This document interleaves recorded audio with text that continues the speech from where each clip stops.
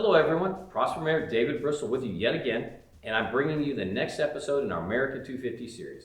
And each one of these are in celebration of America's 250th birthday.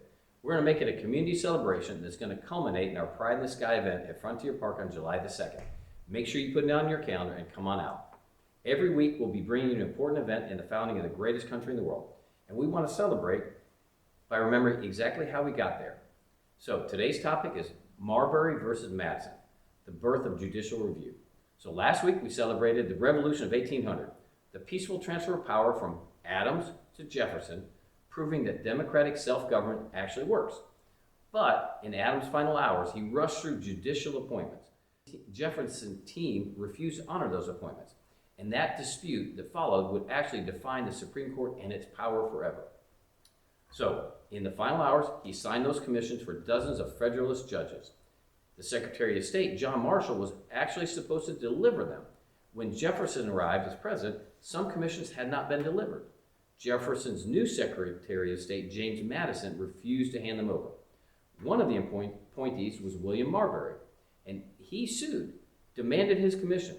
This case actually reached the Supreme Court, which was now led by Chief Justice Marshall himself. Justice Marshall faced a trap.